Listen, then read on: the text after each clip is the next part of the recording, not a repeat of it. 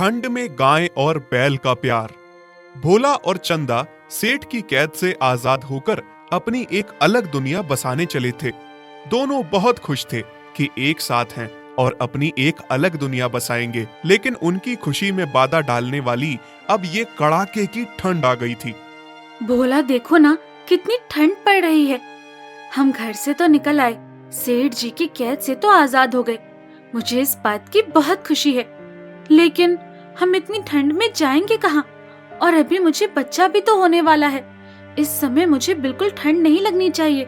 न हमारे पास अभी घर है और न ही रहने का ठिकाना। हाँ चंदा, मैं जानता हूँ इस समय तुम्हारी बहुत देखभाल करने की जरूरत है, पर तुम मुझ पर छोड़ दो, मैं सब ठीक कर दूंगा। बहुत दूर चलने के बाद चंदा को एक लावारिस झोपड़ी दिखती है। चंदा झोपड़ी को देखकर बहुत खुश हो जाती है। भोला देखो तो, यहाँ झोपड़ी है। शायद ऊपर वाले ने हमारे लिए ही बनाई हो। हमारे पास कोई घर नहीं था रहने के लिए, इसलिए ऊपर वाले ने हमें इस झोपड़ी तक पहुँचाने की राह दिखाई। हाँ चंदा, तुम ठीक कहती हो। रहने के लिए भोला और चंदा को घर तो मिल गया था, लेकिन घर में रहने के लिए, ठंड से बचने के लिए और खाने के लिए कुछ नहीं था। बाहर इतनी कड़ाके की ठंड पड़ रही थी कि ठंड के मारे किसी की भी जम के कुल्फी बन जाए। चंदा, तुम चिंता मत करो, सुबह होते ही मैं कुछ अच्छा सा काम ढूंढ लूंगा और तुम्हारे लिए कुछ गर्म कंबल लेकर आऊंगा। हाँ भोला, ठीक है। पूरी रात दोनों ठंड में कांप रहे थे, पर दोनों बहुत समझदार थे। दोनों ने एक दूसरे को शिकायत तक का मौका नहीं दिया और अपने अपने मन में सोच रहे थे।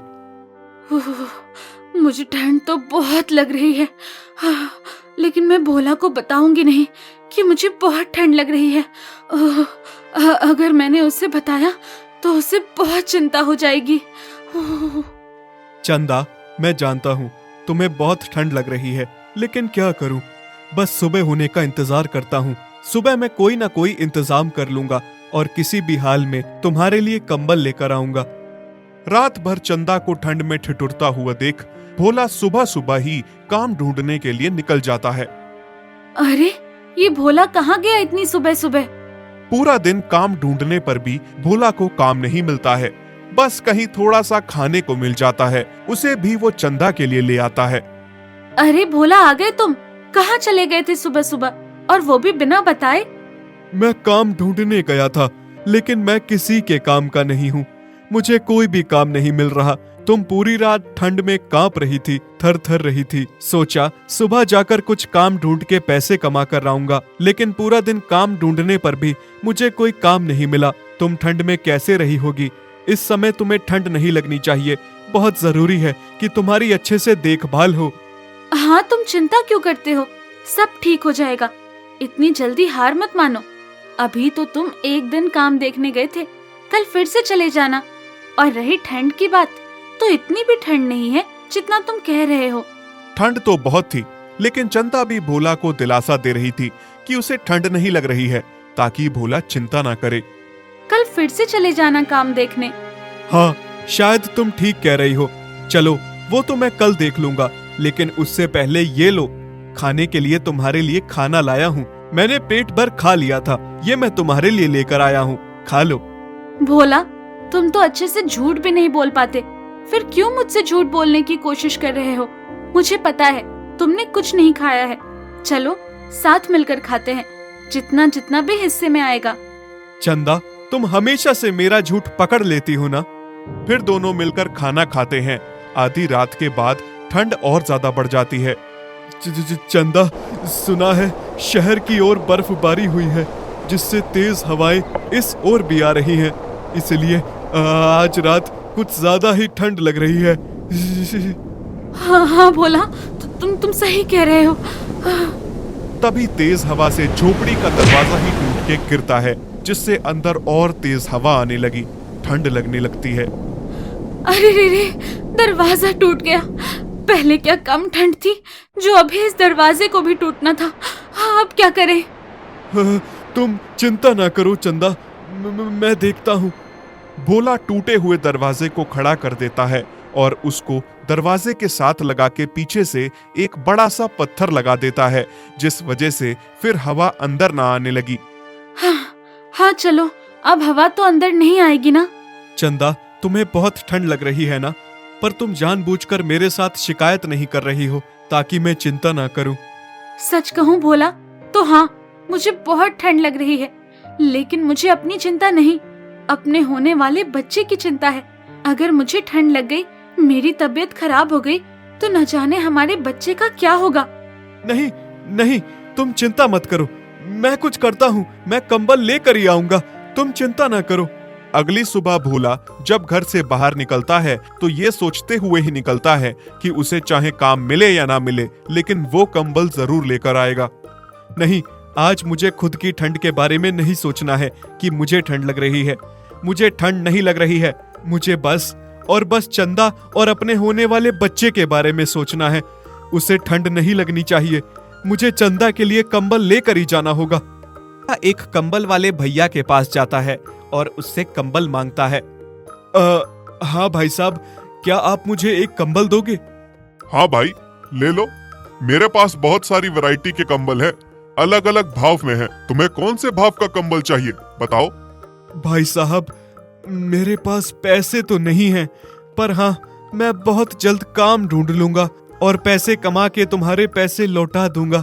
अभी मेरी पत्नी के लिए कंबल की बहुत जरूरत है, मेहरबानी करके मुझे कंबल दे दो। पैसे नहीं है तो कंबल भी नहीं है। रोज तुम्हारे जैसे यहाँ पर आते हैं, सबको उधार देते फिरेंगे तो हमारा कारोबार कैसे चलेगा? फ्री का माल समझ रखा है क्या? चलो जाओ यहाँ से, चलो चलो। दुकानदार भोला को वहां से बेइज्जत करके निकाल देता है। भोला उदास होकर वहां से आ जाता है। मैं किस मुंह से घर जाऊंगा? चंदा को क्या जवाब दूंगा? मैंने उससे वादा किया था कि आज मैं उसके लिए कंबल लेकर ही आऊंगा, लेकिन मैं उसे क्या जवाब दूंगा कि उसका पति कितना निकम्मा है। हे भगवान, कितनी सर्द हवाएं चल रही है। आज तो कुछ ज्यादा ही ठंड है। ऊपर से भोला इतनी ठंड में काम ढूंढने गया है, कहीं उसे सर्दी जुकाम ना हो जाए। बस वो हमेशा मेरे बारे में ही सोचता है, अपना ध्यान बिल्कुल भी नहीं रखता। मैं एक काम करती हूँ, भोले के लिए एक चादर ले लेती हूँ, जिसे ओढ़ के भोला काम पर जाया करेगा। क्योंकि उसे बाहर रहना होता है तो उसे ज्यादा ठंड लगेगी। मैं तो घर पर ही हूँ। चंदा अपनी झोपड़ी से बाहर निकलती है और सोचती है कि वो भी किसी तरह से चादर ले ले, जिसे ओढ़ के भोला काम पर जाया करेगा। लेकिन पैसे ना होने के कारण वो चिंता में भी बहुत थी। मैं चादर लेने का सोच रही हूँ, लेकिन पैसे ही नहीं है। मैं चादर लूंगी कैसे? तभी चंदा देखती है कि एक चादर वाला बुजुर्ग चादर बेच रहा है और उससे 2-3 गौ चादर खरीद रही हैं। चंदा भी उनके पास आने लगती है और देखने लगती है, लेकिन पैसे ना होने के बाद बुजुर्ग से कुछ कह नहीं पाती। बस चुपचाप खड़ी होकर लाचारी से चादरों को देखती है। हाँ बेटा, कहो, क्या तुम्हें भी चादर लेनी है? अरे बाबा, इससे क्या पूछते हो तुम? ये तो बहुत गरीब है, इसकी क्या औकात है ये इतनी महंगी चादर ले पाए? हाँ। हाँ बहन, तुम सही कह रही हो। इन गरीबों की क्या औकात कि इतनी महंगी महंगी चीजें खरीद सके। ऐसे ही किसी की गरीबी का मजाक नहीं उड़ाया करते। आज वो चादर खरीदने के लायक नहीं है, लेकिन हो सकता है कल वो तुमसे बेहतर हो जाए। चंदा उन सब की बातें सुनकर खूब रोने लगती है। बेटी, तू पैसे मत दे, ये बता, क्या तुझे चादर चाहिए? हाँ बाबा, मुझे चादर चाहिए। मेरे पति रोज ठंड में बाहर जाते हैं, वो बीमार हो जाएंगे, उन्हें सर्दी लग जाएगी। लेकिन चादर खरीदने के लिए मेरे पास पैसे नहीं हैं। तुम चिंता ना करो बेटी, मैं तुम्हें एक ऐसी पुरानी चादर दूंगा, इसके मुकाबले इनमें से एक भी चादर नहीं है। मैं तुम्हें अपनी पुरानी चादर देता हूँ। शुक्रिया बाबा, आप कितने अच्छे हैं। जब मेरे पास पैसे होंगे ना, और आप कभी फिर लौटकर चादर बेचने आओगे, तो मैं आपके पैसे जरूर लौटा दूंगी। बुजुर्ग चंदा को अपनी पुरानी चादर दे देता है। चंदा बहुत खुश हो जाती है कि पुरानी ही सही, लेकिन चादर तो आई। अब वो अपने पति को चादर उड़ाएगी, जिससे उसे ठंड नहीं लगेगी। दूसरी तरफ बैल रात को ऐसे मुंह लटकाए शर्मिंदा होकर घर वापस आता है। आ गए आप? हाँ, आ गया मैं, पर आज भी मैं तुम्हारे लिए कंबल लेकर नहीं आ पाया। मैं बहुत शर्मिंदा हूँ चंदा। अरे कोई बात नहीं, पर आपको क्या हो गया है? आप ऐसे कपकपाते हुए बातें क्यों कर रहे हैं? कहीं आपको ठंड तो नहीं लग गई है? हे भगवान, आपका माथा इतना गर्म है, आपको तो बहुत सर्दी हो गई है। ठीक से खड़ा भी नहीं हुआ जा रहा आपसे। इतने में बैल गिर के जमीन पर बेहोश हो जाता है। तभी चंदा देखती है कि भोला को बहुत सर्दी हो गई है और बुखार भी हो गया है। जल्दी से जाकर वो कंबल ले आती है और भोला को उड़ा देती है। कंबल की गर्मी से थोड़ी देर में भोला को होश आ जाता है।